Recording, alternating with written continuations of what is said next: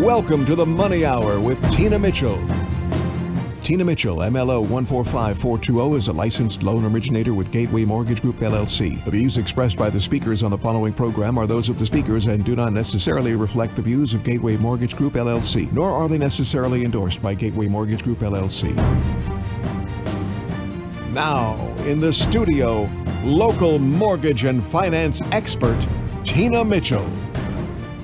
Welcome to the Money Hour at 11:50 a.m. KKNW, the March 25th show. I am your host and mortgage expert, Tina Mitchell, bringing you expert advice and inside knowledge on today's events in our local economy and how it can affect your money.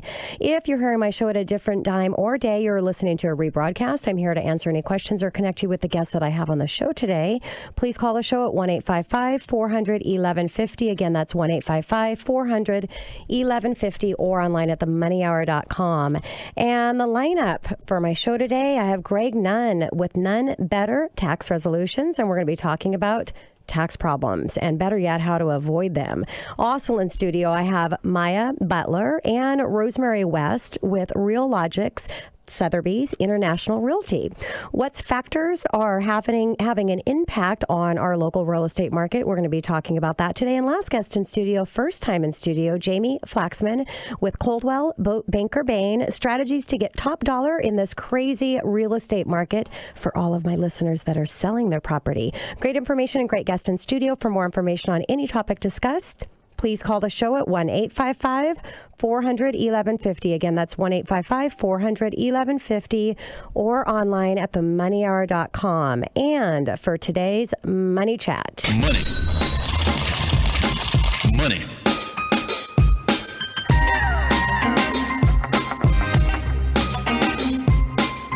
Today, I thought I would talk a little bit about reverse mortgages. If you're listening and you're 62 years or older, or if you have any parents that you're worried about their financial future, there may be a great program for you. In today's economy, a lot of older Americans have concerns about monthly cash flow, but still have equity in their homes and maybe quite a bit of equity in their homes. There's a program that allows you to withdraw some of the equity from your home with no monthly payments. If you're a senior, this can supplement Social Security, meet unexpected medical expenses, or any other expenses that you may need assistance with. A reverse mortgage is a special type of home loan that lets you convert a portion of the equity in your home into cash. Now, to qualify, again, you need to be 62 years or older. Single family home, 1 to 4 unit, townhome or HUD approved condos. Property must be owner occupied. There's some income qualification, very little. It used to be that there was no income qualification at all, but now they want to make sure that you can afford the property taxes and insurance on the home. No credit qualifying. The home does not have to be owned. It does not have to be owned free and clear, but has to have enough equity so that the proceeds from the reverse mortgage can pay off the current loan balance. So benefits. The title of the property always remains in the homeowner's name and will never change ownership. The funds received can be used in any manner with no restrictions. Income received is tax-free with and will not after affect a Social Security, Medicare, or Medicaid benefits. You always want to talk with a professional tax expert, which I happen to have one in studio. No monthly payments on any of the used funds, no out-of-pocket cash for the program, and all fees and interest are deferred until both seniors move out of the property, sell the home, or pass away. Now, the amount of cash received is based on HUD's formula that factors in the age of the youngest borrower, interest rate, and appraised value. The loan is paid off when both homeowners pass away. You sell the home or choose to vacate the property, so you have to be occupying the property, otherwise it's going to have to be paid off. And the estate or heirs can keep the property once the loan is paid off if the home has remaining equity and it goes into the estate or heirs. Reverse mortgages are considered a non-recourse loan, and the homeowner never guarantees all of the funds owed will be paid back. If more is owed on the home than what can be sold, the government is responsible for that amount. Now, cash options are available, or the options that are available for taking out the funds. You can have a lump sum. There's option for monthly installments. Line of credit that allows you to access cash when you need it. Combine of all three of these, and all payment options are tax-free. Again, consult with a professional tax advisor to make sure that you fall into these areas. Now, you can receive additional information about reverse mortgages by contacting the National Council on Aging at 800-510-0391. Again, that's 800-510-0391. And to get all the information that you might need. It's just a really good resource, again, for seniors. There's a lot of equity possibly in your home, and it's a good alternative way to be able to stay into your home and take care of some of the expenses that you need. Now, there are purchase options available with reverse mortgages. Another money chat where I can break that down for you. Or again, you can always call the show for more information at 1-855-400-1150. And coming up next on the Money Hour, do you have tax problems? Greg Nunn with None Better Tax Resolution right here on 1150 AM KKNW after this short break.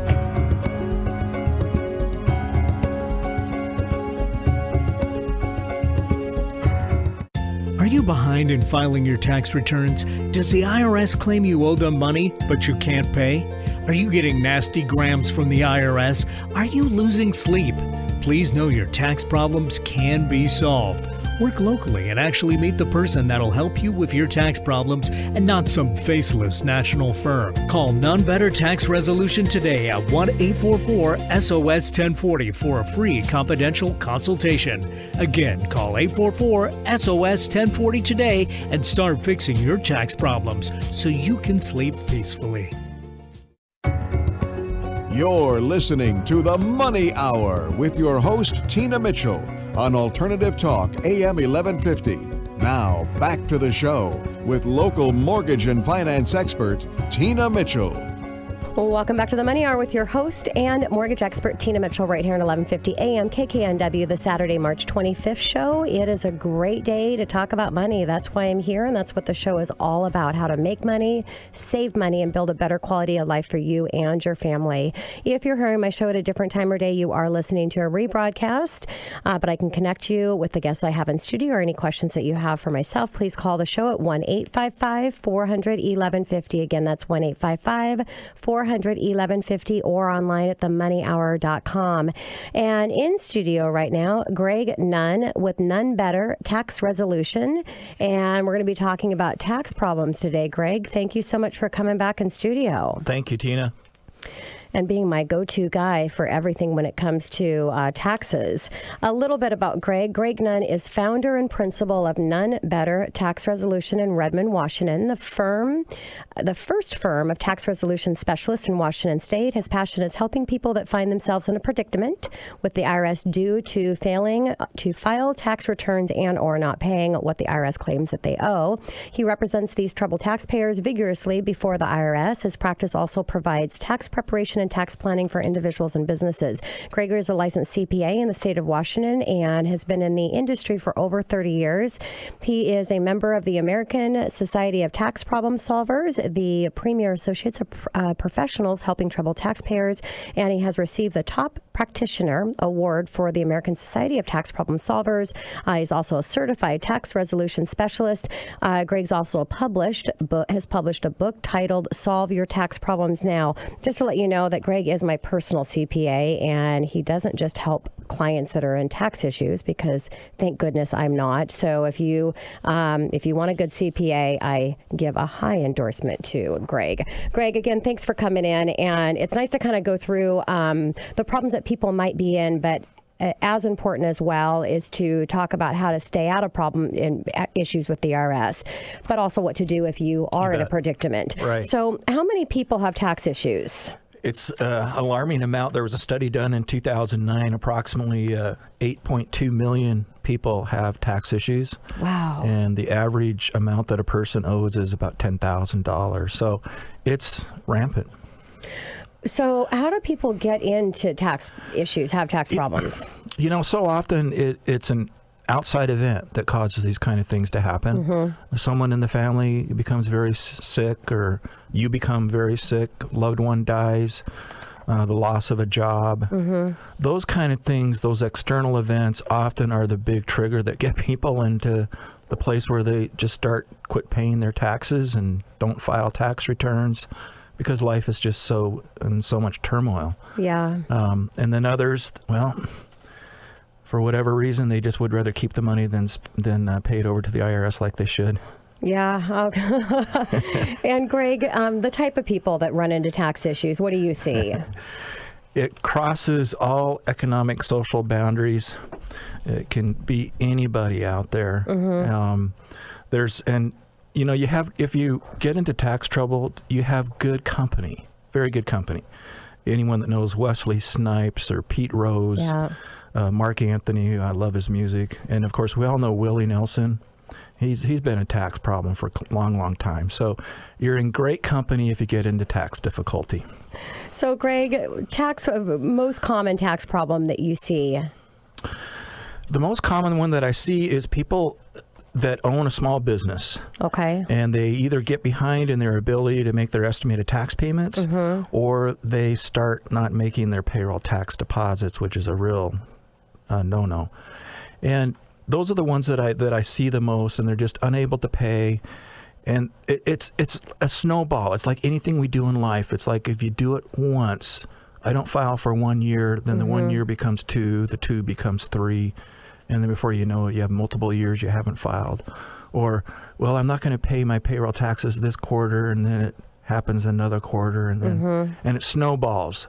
And that's where people get into real big difficulties. And, we've talked about this before, Greg, and it's so important, just like everything else in life. It seems that a lot of people want to procrastinate, and it kind of feels like, well, maybe it'll just go away. But when it comes to the IRS, more than anything else, it's the worst thing that you can do, because there's always a solution. Even if you don't have the money, it's just connecting with the IRS, right? It is. There's always a way to figure it out. And one of the things that I see actually quite a bit are those that haven't filed for like maybe ever. And so they're really scared to start filing, that they might get arrested or thrown in jail or something. Not a good plan. The best thing is just get in compliance. That's what the IRS wants. You get back in compliance. They're happy campers. Unless you're a total tax dodger, they're not going to come and arrest you. So when you get that letter in the mail, make sure you open it up and immediately call the IRS or call your tax professional to help you through the process. Yes. That's a good segue. May I comment on that? Yeah, of course. All right. Oftentimes that's what happens. A letter comes that says, oh, you owe $15,000, please pay. Call this number, call this 800 number, and you call that 800 number, and you're on hold for 60 minutes or more. And then you get it's a tax collector on the other end of that phone line. Their purpose in that phone call is to get money out of you. And so they will start asking some financial questions, quite appropriate. Of course. But sometimes the uninformed end up in a situation where they're agreeing to a payment amount or something they should pay the IRS that they don't have to. The IRS just kind of backed them into a corner. Current example, the guy owes $15,000, he calls in, and all of a sudden they're telling him, well, you got to have $3,000 to us within 2 weeks, and you got to be paying $500 a month until it's all paid. Fortunately, he called me, we sat down, and I have him now where he's not paying the IRS $3,500 a month. He's probably going to settle his $15,000 debt for $2,000. Wow. Because the IRS isn't concerned about what's best for the taxpayer. Remember, they're collectors. Of course. Like any business. Yeah. We want all the money we can get. So if you've got a tax issue, the best thing that you do is call your professional. If you don't have one, make sure you get one. Pay the cost that it would take to do that, to make sure that you're getting representation and finding out exactly what you need to do and get that amount down. It really is it's well spent money to have someone do an analysis on what you might owe. And sometimes more things are found that the taxpayer isn't even aware of. But normally an analysis can be done for about $1,500. And then you know that you know. Yep. And you know what you need to do, because I always provide that recommendation. These are the next steps. And my interest is in my client. And keeping their money. And also on that, Greg, I'm sure that there's a lot of people that run into tax issues just because they don't understand what they're supposed to be paying taxes on. They make a mistake because they don't have a professional that's done their taxes for them. Do you see that happening a lot with? It does happen. And, we all do this. And that is, sometimes we don't know that we don't know. For whatever we do in life, you're the mortgage expert. I just asked you a question before the show to get something clarified. I thought that was the case, but I wasn't sure. Yeah. And I call you all the time for my clients to you do, get answers for things. And I really appreciate that, by the way. It's nice to be able to help people. And so it is. Sometimes we just start doing our tax return, not really knowing what we're doing in it. Yeah. Now, Greg, I want a little bit of different topic but we're here because we've talked before about, or I brought into studio in these scams and things that are going out there. Can you talk about that? Because I know that there's some scams going on for the IRS. And so how do you know if this is real or not? Oh, man. These scams, the phone call scams, are the ones that they're so dramatic. Because this person on the other end of the phone that just is calling you now, they scare the EBGBs out of you.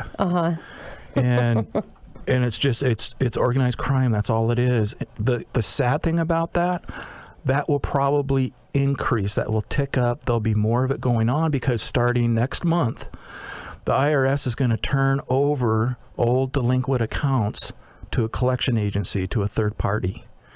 And so now I can just see it happening. These people calling, well, we are now the collector for the IRS and we have special permission to call you and you owe us money. And it's just going to be another segue for these criminals. Thank you, Mr. Government. So the best thing is just not to have any conversation. Don't give any information. Phone calls call your tax professional. If it's a phone call and if that person starts making any kind of threatening statements, hang up. It's not the IRS. Yeah. They don't treat people that way. Yeah. So, Greg, some ways that you can actually pay back. There's no way that you have the money. You're not going to be able to settle up. What are some options that the IRS is going to give you? The two best options are a properly structured payment program, an installment agreement. So they'll make sure that they set it up that you can actually afford that payment. Sometimes people, they really can't afford the payment. They just need the ability to have it set up. Sometimes maybe it's a partial pay agreement where they're not paying the whole amount back. Oftentimes you can get in an installment agreement that's just for a few years because the statute of limitations is expiring on the tax that you owe. And so it just nicely goes away. And then there's the offer and compromise. And both of these, think of it this way. They're based on two fact patterns. One is what's your income or lack thereof, and what is all your stuff, assets, houses, boats, planes, etc. But most of the people I talk with, they don't have boats, they don't have planes. They're just trying to eke out a living. So it's great to help them. But anyway, the installment agreement is often really good for the person that is, making good money, own some assets. The best one is this offer and compromise, though. Like this gentleman I just talked about, the IRS wanted to put him on an installment agreement, and we met, and this guy's going to qualify for an offer and compromise, which is the ability to pay the IRS back for less than they say you owe. Okay. Yeah. So, Greg, implementations, if you do not get in contact with the IRS and set up some type of payment plan, really bad stuff, I would imagine. It snowballs. You start getting, the IRS starts out with very benign letters asking you to please pay. And then they start sending certified letters that say pay or else. And then you get another certified letter that says we're levying your bank account. And another certified letter that says we're putting a federal tax lien on you. Yeah. And when you get that far down the road, you're in serious doo-doo, and it's really time to get some help.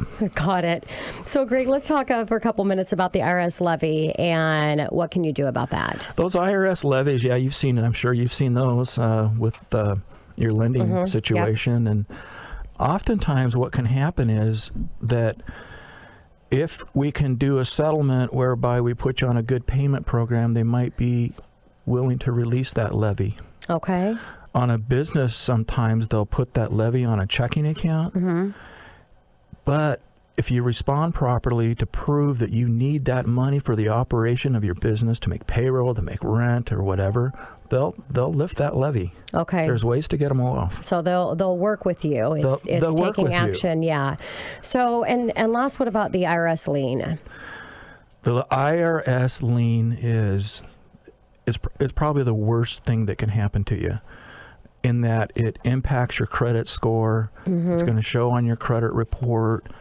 You're not going to be able to most likely get a mortgage. Well, you know that more than anybody. But if you do have a lien, they can get removed off your credit report. Yes, they can. And that's the beauty of it, is that these things have remedies. You don't have to sit there and worry, even though I know it's very stressful to get these letters. But that that lien can get taken off your credit report. Yeah. And then it's nice and clean and you're good to go. Yeah. So in closing, the best advice as your host of the Money Hour, and this show really is to bring in all the experts that you need so that you can have a successful financial plan for you and your family. And the worst thing that can happen is to have financial challenges, and to compound with that, have the IRS after you. So if anything's going on, just call your tax professional, get the advice that you need. The IRS is going to work with you, and but the worst thing you can do is procrastinate and push that off aside. Greg, thank you so much for joining me back in studio. I always appreciate your time. I always like being here. Remember, if you have an IRS problem, most of the time your professional can slow things down so they can get fixed. Yes, and they exactly know what needs to be done and what your options are. Thank you, Greg. Tina, you're awesome. Thanks. Likewise. Coming up next on the Money Hour, what factors are having an impact on our real estate market? I have Maja and Rosemary with Reallogics, Sotheby International Realty, right here on 1150 AM KKNW after the short break.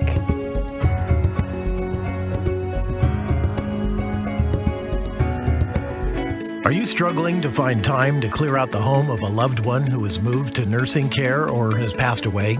Do you need to speed it up so the estate can sell or rent the home, its biggest asset, but you're not sure where to start?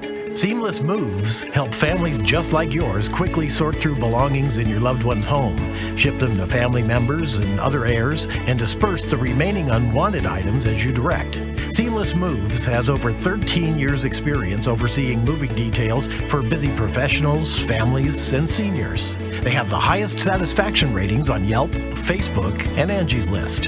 This is Lori Lamoureux, Chief Box Opener at Seamless Moves. To learn more about how we can help you with a move or an estate cleanout, call us at 425-746-1334 or check out our website at seamlessmoves.com. Again, that's 425-746-1334 and online at seamlessmoves.com. You're listening to The Money Hour with your host, Tina Mitchell, on Alternative Talk, AM 1150. Now, back to the show with local mortgage and finance expert, Tina Mitchell. Welcome back to the Money Hour with your host and mortgage expert, Tina Mitchell, right here on 1150 AM KKNW, the Saturday, March 25th show. I am here to help you build a strong financial blueprint 1 week and one show at a time. If you're hearing my show at a different time or day, you are listening to a rebroadcast. To talk with the guests that I have in studio, you can call the show at 1-855-400-1150. Again, that's 1-855-400-1150 or online at themoneyhour.com. And in studio right now, I have Maja Butler and Rosemary West with Reallogics, Sotheby's International Realty. Thank you so much, you guys, for coming back in studio. Thank you. Love seeing you guys across from me with the big, huge smiles, and very excited to talk about kind of what's happening in the real estate market and some different factors that are affecting us right here in our local market. And before we do that, a little bit about the two of them.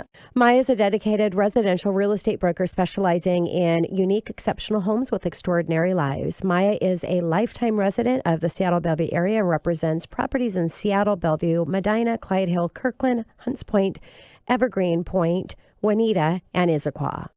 She provides her clients with over 40 years of real estate sales and marketing experience. She prides herself on providing the highest caliber of service with integrity and with the utmost discretion. She is highly regarded for her negotiating skills and her wealth of local knowledge and experience in negotiating complex real estate transactions for her clients, whether selling or purchasing properties. Rosemary, a longtime resident of Medina, Washington, has practiced real estate in the evolving and growing Bellevue and Seattle areas, a professional real estate broker over 20 years. Her extensive marketing, sales experience, advertising, and public relations are the foundation of her large local network, thriving and repeat and referral business. Rosemary knows how to locate and negotiate the ideal properties for her clients and truly loves the entire real estate experience and process, whether that means assisting incredible people in the task of finding their next home or helping an investor find that perfect income producing property. She is known for her detail, efficient and tireless work ethic, and deep care for her clients and their experience. She has much gratitude and appreciation for all the people that she's worked with, both past and present. Rosemary is thrilled to align herself with the award-winning marketing and global network of Realogic Sotheby International Realty. Providing the Sotheby's white glove service, the most value compliment is to be referred to her clients, families, and friends. Okay, so we're talking about factors that are having an impact on the real estate market, and very happy again to have you guys back in studio. So what about this bubble everyone seems to be afraid of? Why? What's happening right now in the market? Are you guys concerned about the bubble coming, or what's your opinion? Well, Tina, my take on the bubble is that we are seriously not in a bubble. If we are, we're at the bottom of it. So Seattle and Bellevue are now the number one location for Chinese residential real estate buyers. And the median sale price for a house in Bellevue is now $744,000. Crazy. I know. This is because the Pacific Northwest is still one of the most affordable cities in the United States, surprising. One main reason for this is that there is a new foreign buyer tax in Vancouver, British Columbia. So the Chinese are now looking to the Seattle Bellevue area to invest their money. This area has a much lower median home price, and the area is still ripe with plenty of opportunities for investors. According to the Epoch Times, Seattle housing prices are rising faster than anywhere else in the country. And there's not been the usual slowdown during the holiday season as we've seen historically in past years. Home prices in Seattle rose 11% last year and 13% in Bellevue. So according to the SPK Schiller National Index pricing, the U.S. national average for real estate is 5.5%. So what's driving a lot of this is the Seattle technology industry, or the regional technology industry. And it's going to be bringing on literally record population growth. In addition to homegrown companies such as Amazon, Microsoft, Starbucks, Boeing, Costco, there are many Silicon Valley firms that now have offices in this region. Yeah, and so what growth factors do you guys look at as professional realtors in the Puget Sound area? One of the things that's happening in our area that's so exciting and beyond anything we could ever have imagined, this is one of the reasons that Maya and I both believe that there's not going to be a bubble in our area anytime soon. We have a tremendous lack of inventory at the moment. And there is not a lot of new construction coming in. And what is coming in is multifamily or in the outer areas. So what you're dealing with is you have Blue Origin that has been established by Jeff Bezos in the Kent areas. And SpaceX is coming along with that as well. They're going to be competition for them. NASA has, in conjunction with the space program that they're doing, has really increased the opportunity for bringing in more growth, more opportunity, more professionals, more engineers, scientists that are coming in, and that is going to grow in the Kent area. SpaceX and Blue Origin, I don't know if people are really familiar with what these companies are doing, but it's changing the way we live. It's going to change the vision that we have for the future of real estate even. They're trying to colonize space. If that's the case, it's a vision. It's a vision Jeff Bezos had as a young man. And it's coming. It's actually a very, very interesting thing that's happening that it's beyond exciting. Because what that's going to do is the growth in the Kent area is going to just boom. We have the Southport area as well, where in that area, the Hyatt Regency just is ready to do a soft opening, I believe, in July on the first waterfront hotel that there is on the south end of Lake Washington. And then you have Microsoft also coming into that area, a lot of tech. Renton, this is something Maya and I have been very involved in. Renton City, the city's being completely revitalized and re-energized and redesigned by Bayless architectural firm out of Bellevue. What they're going to do is they're going to make it more pedestrian friendly, and it's already seen so much growth. You're seeing in that area already properties that are not teardowns that are selling for $500,000 Yeah, just because things are going crazy. so crazy. Where is everyone going to have to live? Yeah. I don't know. Traffic is an issue. Yeah. You cannot actually commute all the way to Seattle and Bellevue if you're working in Kent. Sure. So there's going to be some growth in the outer areas that we have not seen before, Yeah. which also is happening in Bellevue, Kirkland, Seattle. We're going to see another surgence of more appreciation in properties because there's just not anywhere else to grow. Yeah. You either have to tear something down, Sure. rebuild it, and the cost of building is more expensive today than it was Yeah, 2 days, and I know you 2 days talked about ago with the even. new construction and had a builder panel for one of my Power Hour Lunch and Learns, and listening to all of the restrictions that are on our builders is just another crazy thing. So let's talk about interest rates and how the interest rates are affecting buyers and what you see. I know with the seller side, when the interest rates go up, it's going to be challenging for, the inventory, because then sellers are not going to want to sell when they're at a high 3, low 4 interest rate. What about the impact to our buyers? What do you guys see on that? Well, the interest rates are slowly going up, and we can expect them to continue to rise, especially with this administration.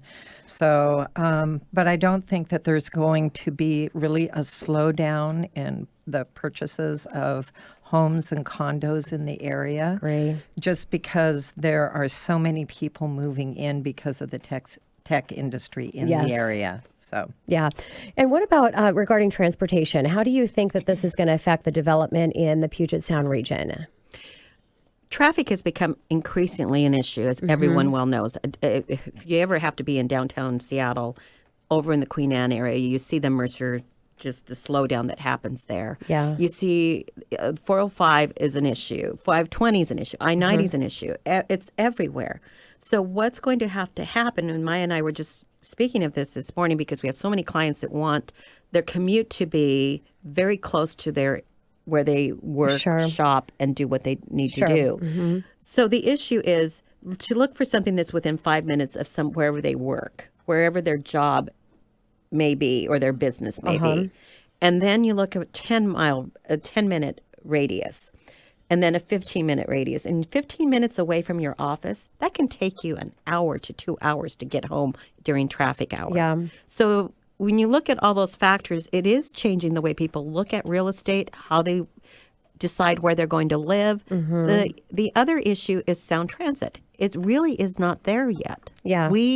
There's so many issues where I've heard people say, well, I take the bus. If we were in 2030, it would be a whole different picture. Correct. And Got some maybe great by then things we'll coming. have flying cars. Exactly. So it'll be a whole different idea. Yeah. So what we're seeing with Sound Transit is actually overflowing in their bus routes. People are having to wait to get onto a bus. Yeah. Granted, you have Microsoft, Expedia, Amazon, that they all have their own, Google, Facebook. Yeah. They have their own way of transporting their own employees. Their people, yes. And they have the Wi-Fi and buses and where they can have their mobile offices. So it's a little bit different in that respect.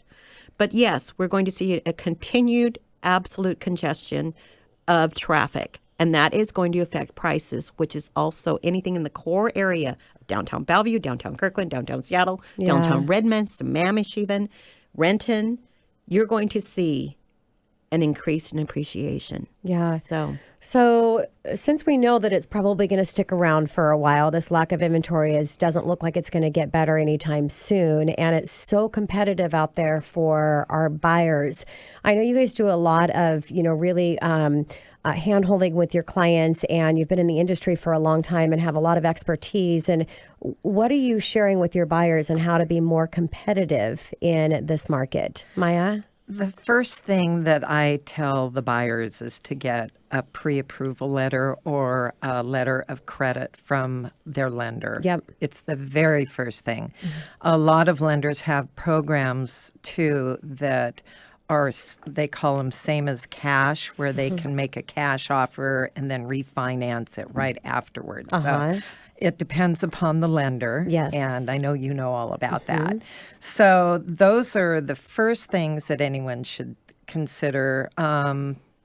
Checking your credit history. Yeah. That varies, that'll depend upon what kind of interest rate you get on your mortgage. So those are just a few of the things that we first tell our buyers. A lot of buyers that we also work with are cash buyers moving into the area. Yep.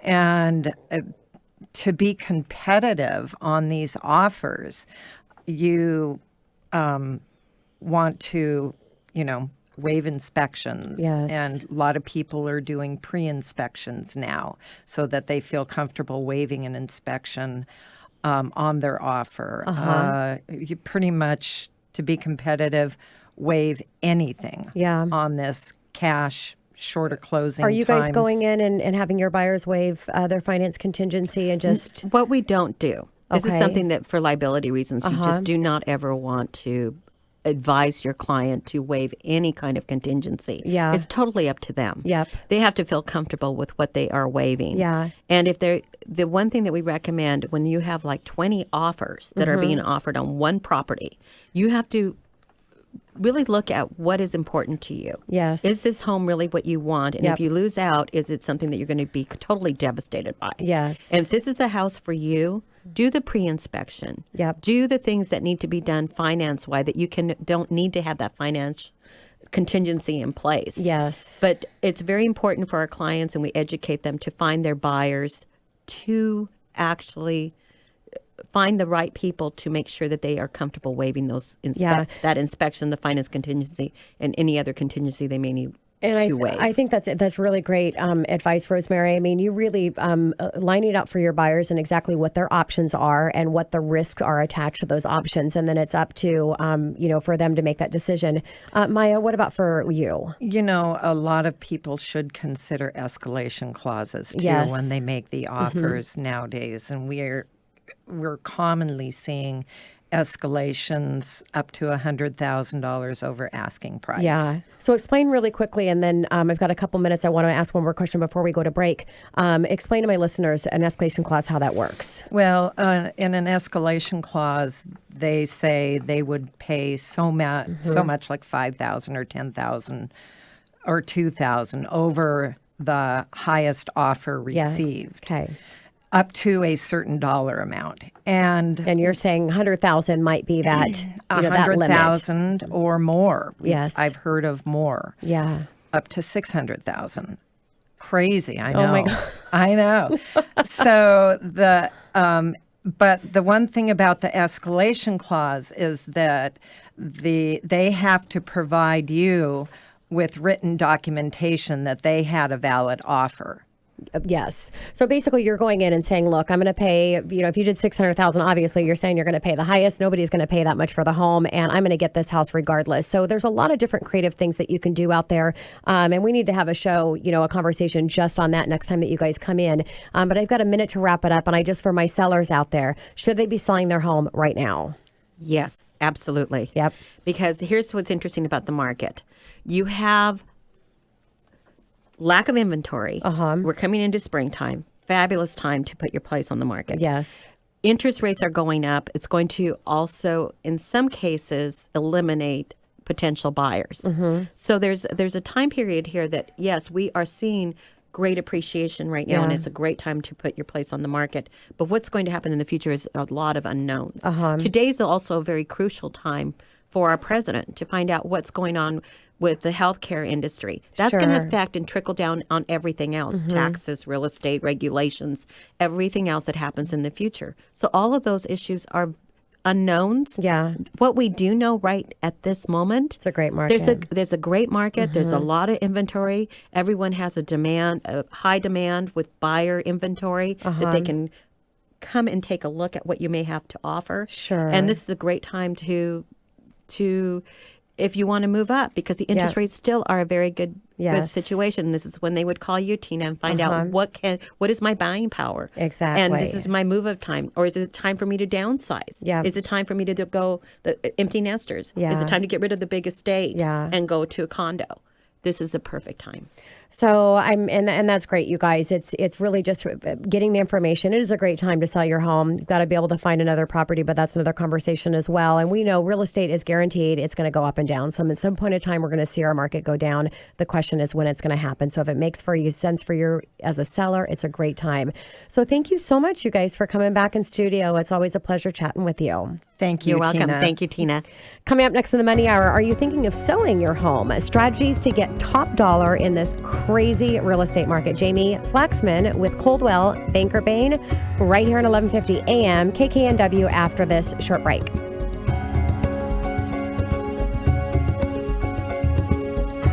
Are you looking to purchase a home in today's real estate market and want to get the best representation available?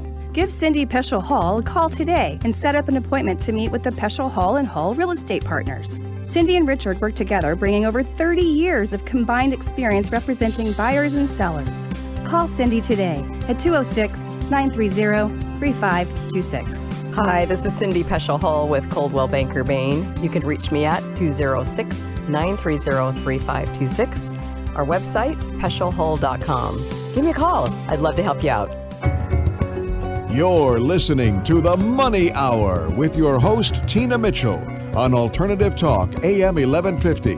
Now, back to the show with local mortgage and finance expert, Tina Mitchell. Welcome back to the Money Hour with your host and mortgage expert, Tina Mitchell, right here at 1150 AM KKNW, the Saturday, March 25th show. I bring into studio each week the best of the best experts in our local market, everything regarding your money. I'm here to help you in today's economy. If you're hearing my show at a different time or day, you are listening to a rebroadcast. You can call the show at 1-855-400-1150. Again, that's 1-855-400-1150 or online at themoneyhour.com to discuss anything regarding your money and to chat with the guests that I have in studio today. Right now in studio, Jamie Flaxman with Coldwell Banker Bain, and we're going to be talking about strategies to get top dollar in this crazy real estate market. And Jamie, first time that I've had you in studio. Thank you so much for joining me today. Thank you for having me, Tina. And a little bit about Jamie. Jamie is a realtor with 30 years experience in real estate sales, nonprofit management, marketing, social media, and customer service. For the past 6 years, Jamie has been affiliated with Coldwell Banker Bain in their Lake Union office. Jamie has been a Seattle resident since 1992 and a homeowner since 1995. Active with numerous community organizations, including Children's Hospital and Family Works, Family Resources Center, and Food Bank.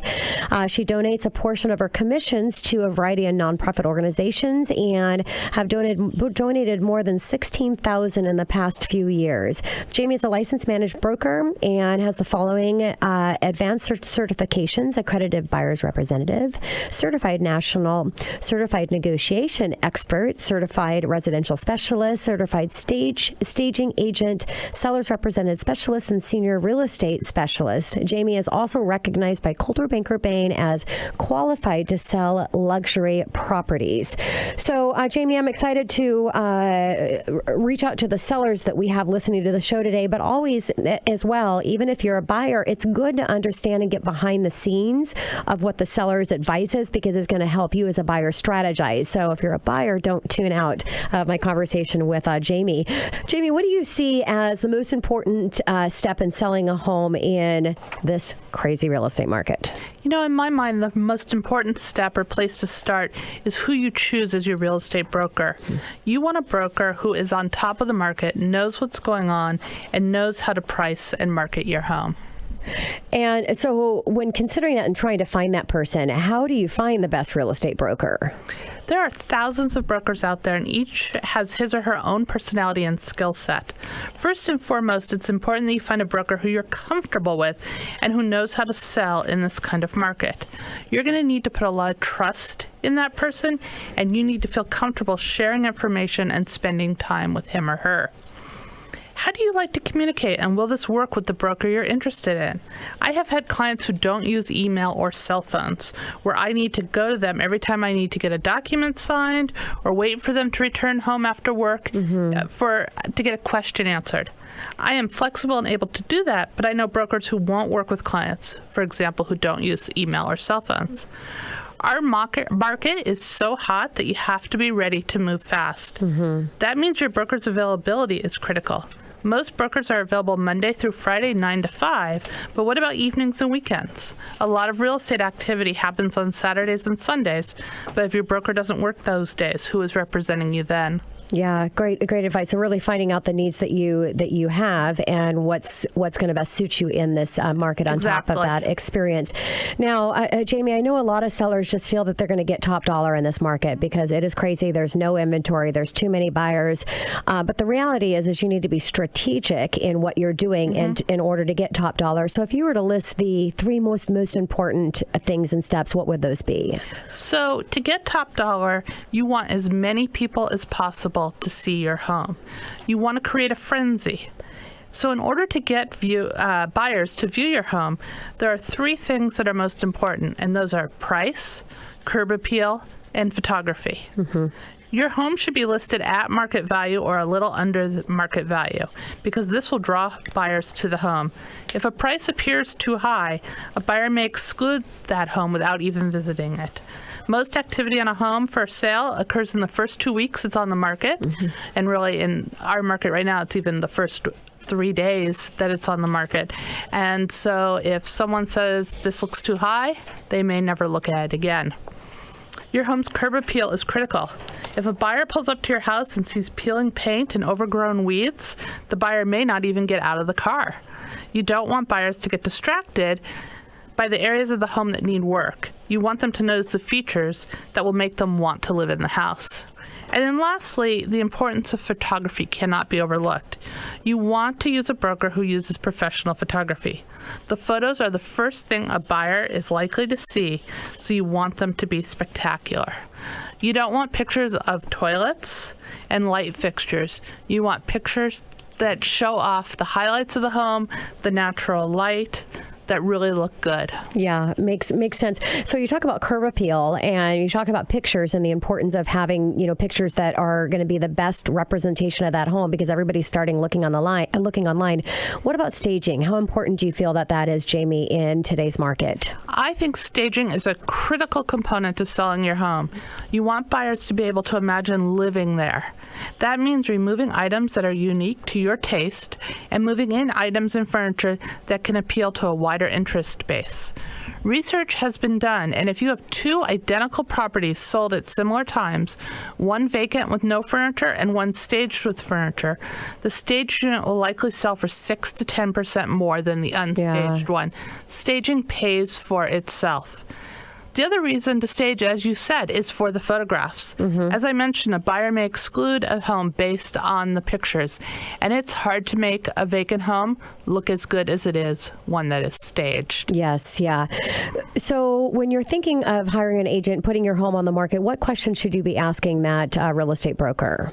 So beyond what I've mentioned already, you should ask about the broker's marketing plan for your home. Does the broker use the same marketing plan for every home they list, or is it developed for your unique home and location? For me, the items that I focus on the most are staging, professional photography, video or a virtual tour, 3D walkthroughs, professionally printed materials, emails and phone calls to brokers in the community, an open house for brokers, open houses for buyers, and mailings to your neighbors and to likely buyers for your home. Neighbors are a great source because they may have friends who want to move in, and of course they want to see they want to know who is going to be buying a house next door to them. With the exception of staging, I cover the costs for all the marketing activities. So the exposure is important, and maximizing that exposure and making sure the agent that lists your home is going to be doing all of that effort to do that. So what about managing through multiple offers? Because it's got to be a challenge for the real estate broker agent, and I would imagine there has to be a lot of experience and understanding how to navigate through that process. So talk a little bit on that, Jamie. So if a home is priced right and marketed well, it's going to get multiple offers. That's why we want to price a home at market value or a little below. With our shortage of inventory, it's crazy what's going on out there. And we're seeing homes that may get 2 offers, but we're also seeing homes that may get 35 or 40 offers. Wow. That's a lot for a broker to handle, and it's also a lot for sellers. It can be very overwhelming. So you want to work with a real estate broker that has experience with multiple offers and has a system in place to manage them. You want someone who's going to make it easy for you to go through a lot of offers.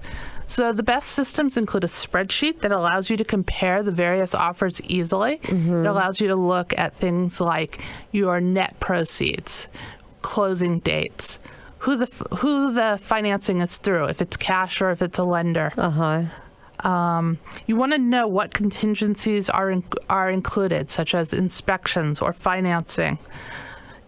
If you want to close quickly, will the buyer's closing schedule work for you? I vet all lenders to make sure that those buyers are likely to close on the sale.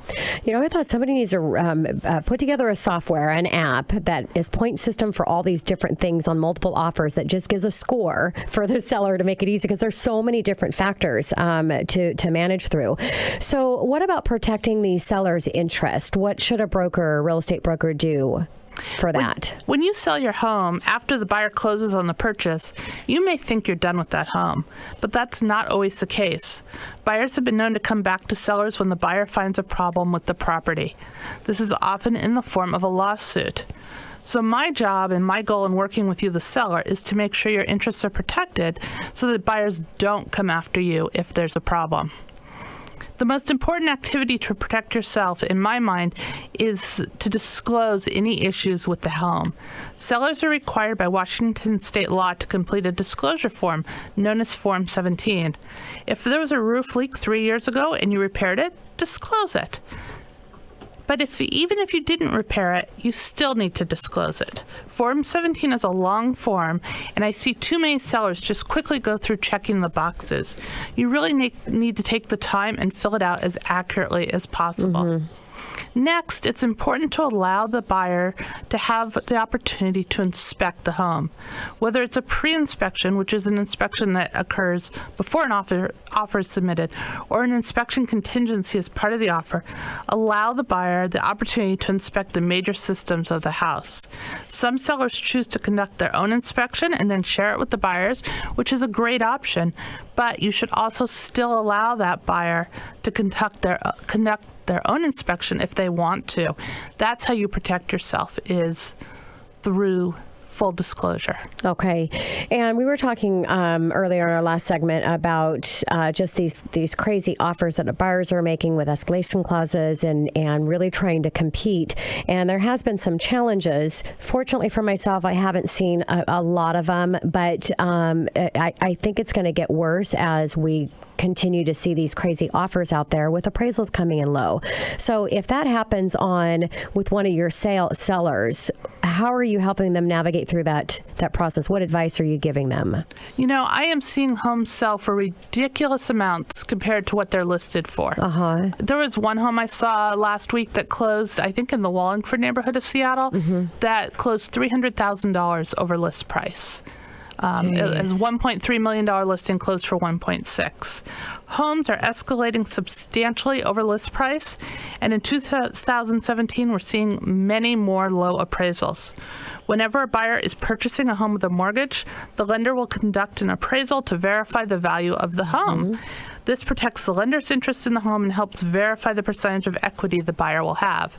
So it's important to know when a buyer and seller agree on a price for a home, the appraisal may not reflect that.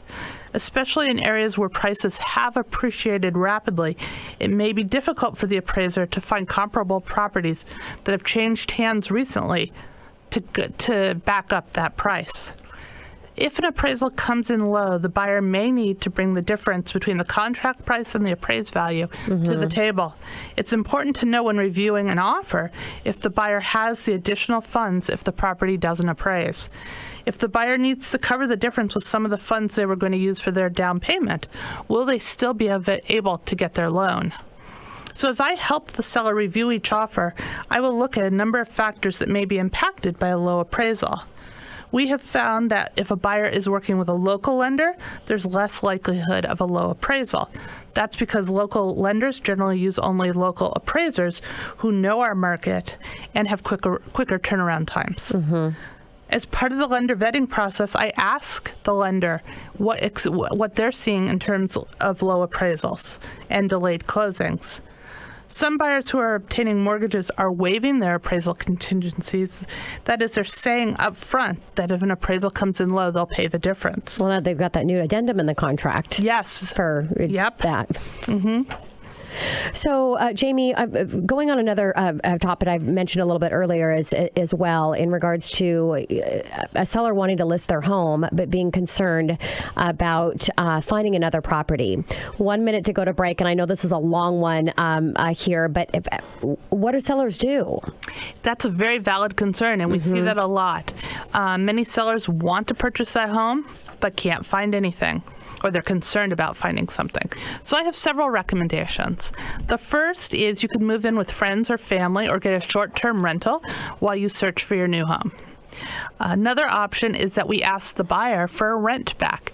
That is, you can stay in your home for a period of time after it closes, and in this competitive market, buyers are often offering those rent backs at no cost to the seller.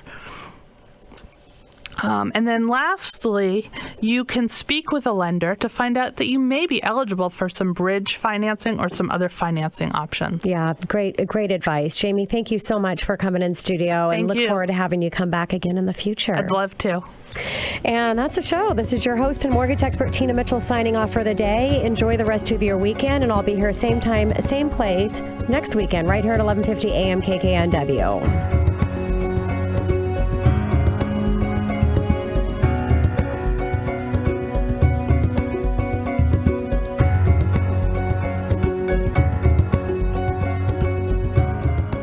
Tina Mitchell, MLO 145420, is a licensed loan originator with Gateway Mortgage Group, LLC. The views expressed by the speakers on the preceding program are those of the speakers and do not necessarily reflect the views of Gateway Mortgage Group, LLC, nor are they necessarily endorsed by Gateway Mortgage Group, LLC.